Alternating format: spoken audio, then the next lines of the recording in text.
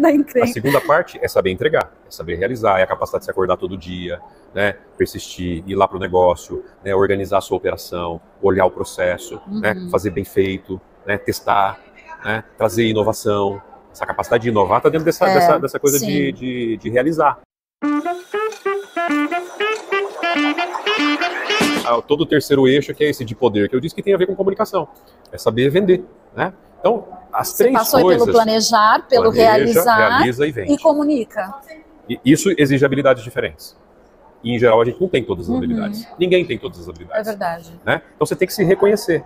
Né? Porque se você planeja muito bem, mas não realiza e não vende, não vai ter sucesso. Se você planeja e realiza muito bem e não sabe comunica, se comunicar, não vai ter sucesso. Se você se comunica muito bem, você vai vender muito, não vai conseguir entregar, não vai ter sucesso. E assim por diante. Essas coisas têm que combinar muito bem, as pessoas têm que entender isso. Só a habilidade de fazer bolo não trará resultado.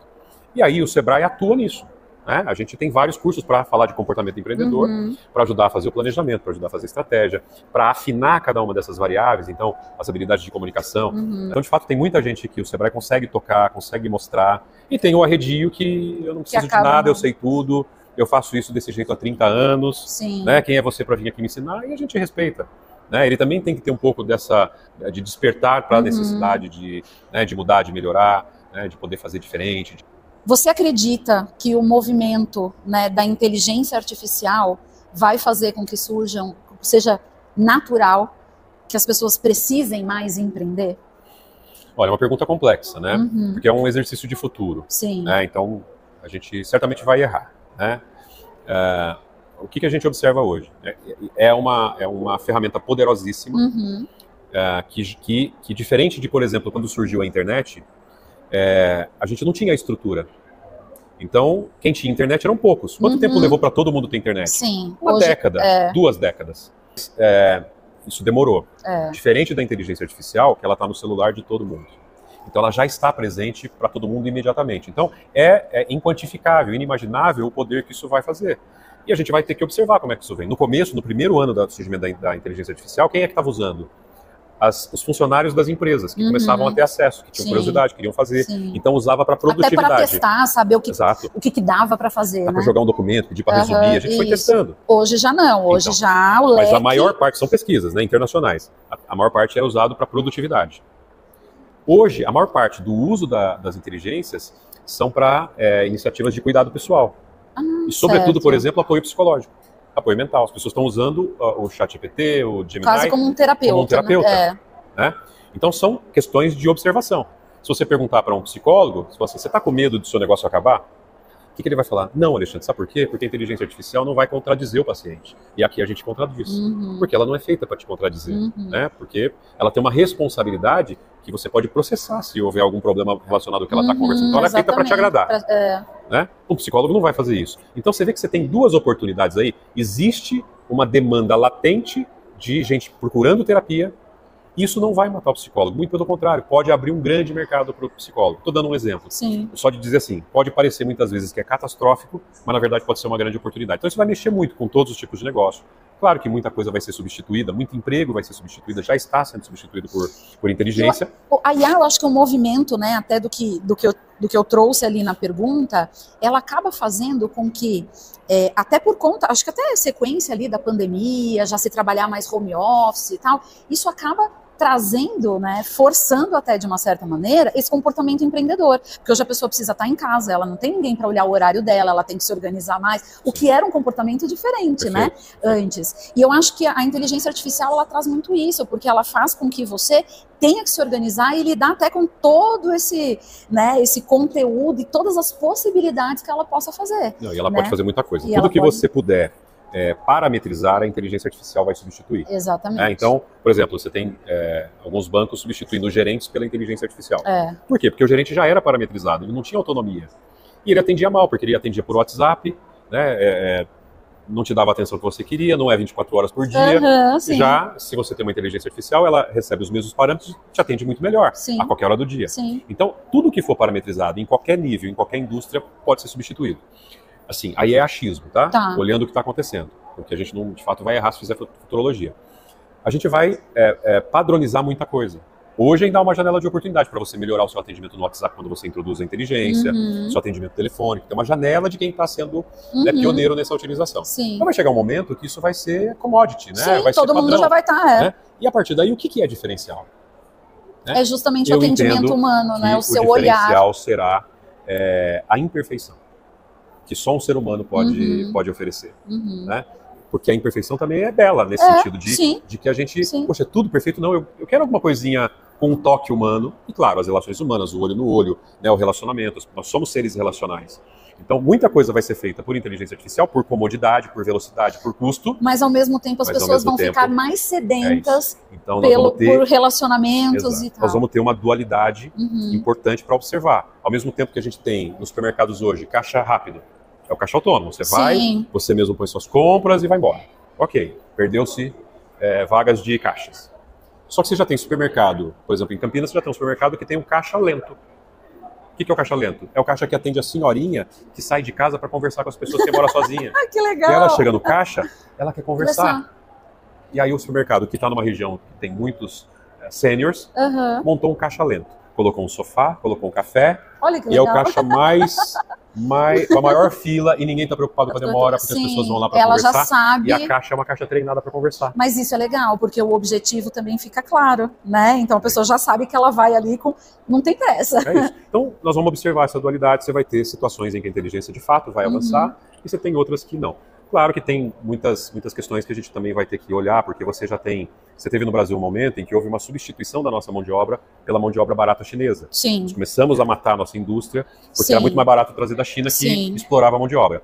Já não é mais a realidade, a China já se adequou a um custo internacional de mão de obra, mas o que eles estão fazendo agora? Eles estão construindo as dark factories. O que é isso? São fábricas que trabalham sem luz, no escuro. E por que elas trabalham sem luz no escuro?